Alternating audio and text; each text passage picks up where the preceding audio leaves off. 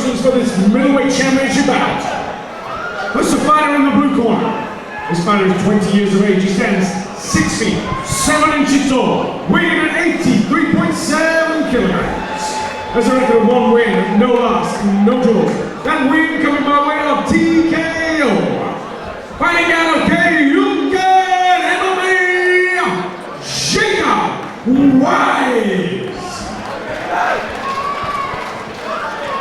And across the cage in the red corner. This fighter is 26 years of age. He stands 6 feet, 3 inches tall, weighing at 81.5 kilograms.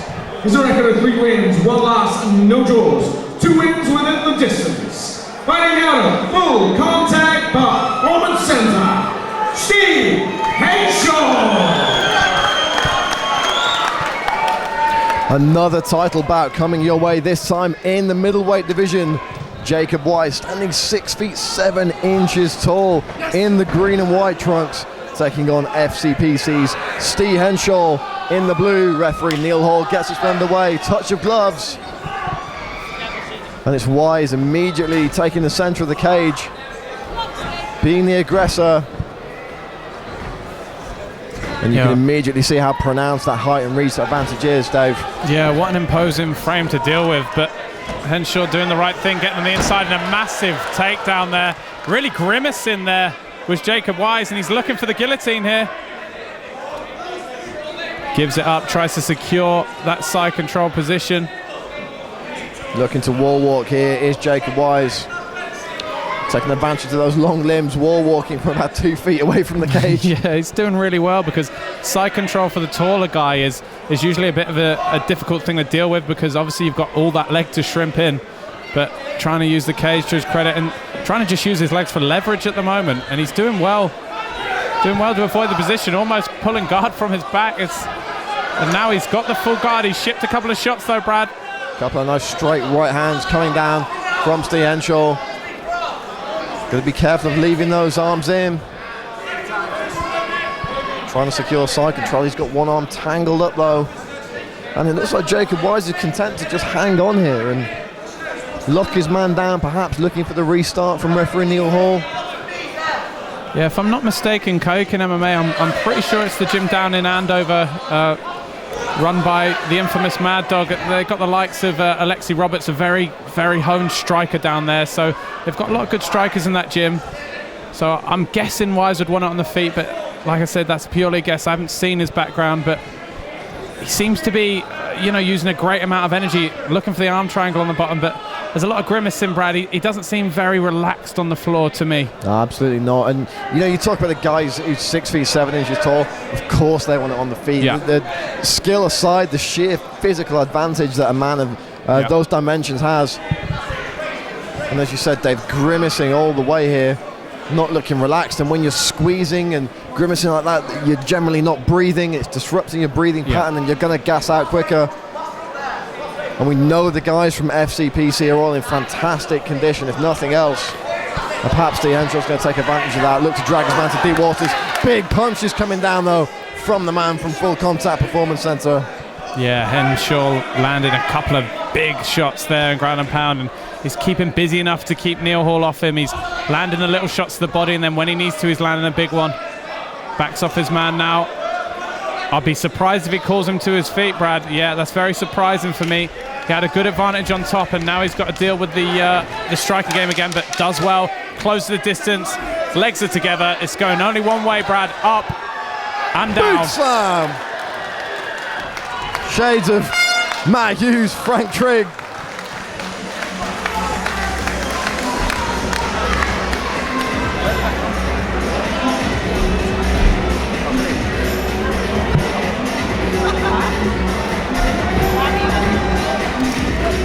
Shades of Matt Hughes, Frank Trigg, at the end of that first round, picked his man up, carried him across the cage and dumped him right in his own corner.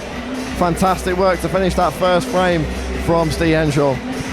Yeah, good round for Henshall. Like you mentioned, Brad, I mean, you don't know too much about your opponents at this stage, but when you see a guy opposite the cage, is just a height that you're never ever likely to see again in your weight division, let's be honest. I mean, this is the tallest middleweight I've ever seen, and you're ever likely to see. it doesn't take rocket science to think if you're going to strike, you've got to be in the inside. And if you're an excellent grappler like Henshall, you may as well get the takedown. And we mentioned more than once that his opponent looked grimacing and looked like he was putting a lot of effort in when he was on his back. So Henshall's got the blueprint to win this fight. He's to get in on that double leg, dump his man on the floor, and just continue working the top game. Certainly is some Chai Lewis parry level height from Jacob Wise, trying to make the most of it. Straight punches, but Henshall immediately gets the takedown, and Wise really capitulated that guard position. Well, yeah, for a tall guy, he didn't really fight particularly tall there, Brad. I mean, his head was leaning in. He was doing the punches. I mean, you've got legs as well. If a guy at that size wants to land low kicks on the outside and get on his bike, it's going to be very, very difficult to deal with. But he was just a bit over-eager there. Wow, and you see his legs here just working the body triangle like it's nothing in the guard position. But again, you see the face, Brad.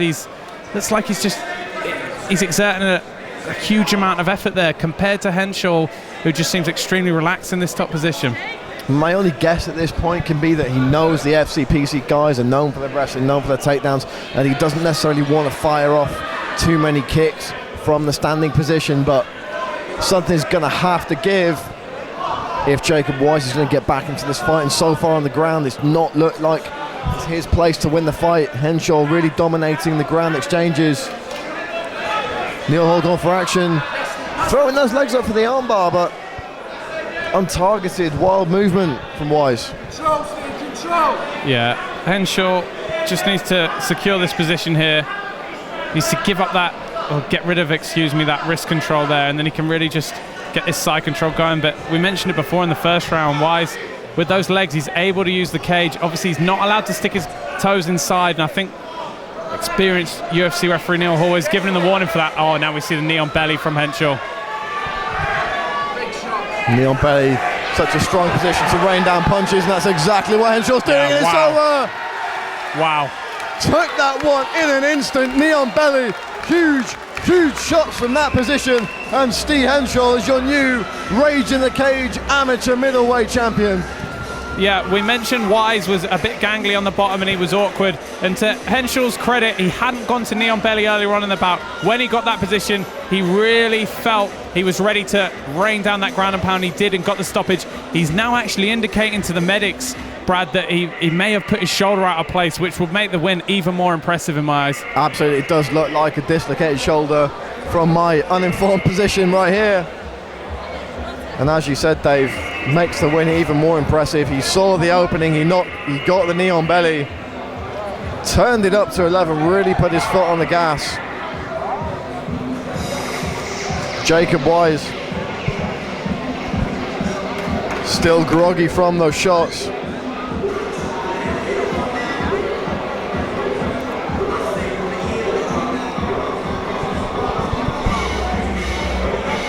And our medical professionals taking care of both fighters here at Rage in the Cage 4. Fighter safety paramount here at Rage in the Cage.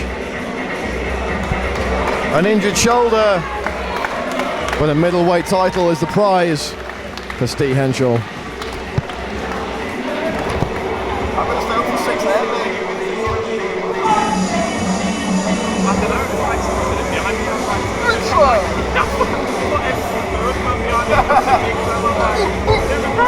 I must have been looking the opposite way to you. I was like, I thought, honestly, to be honest, I thought Bailey would come over the shoulder and give him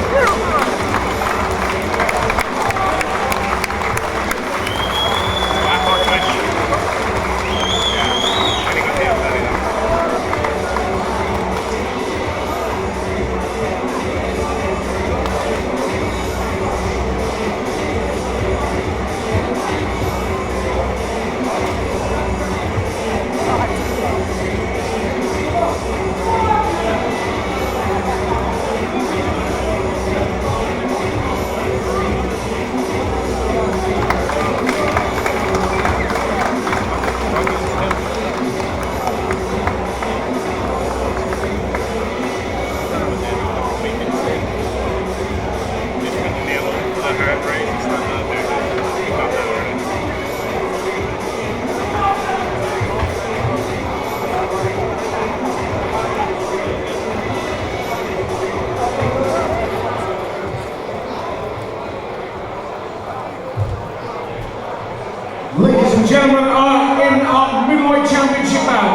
1 minute, 48 seconds of the second round. Your winner by way of big KO and you.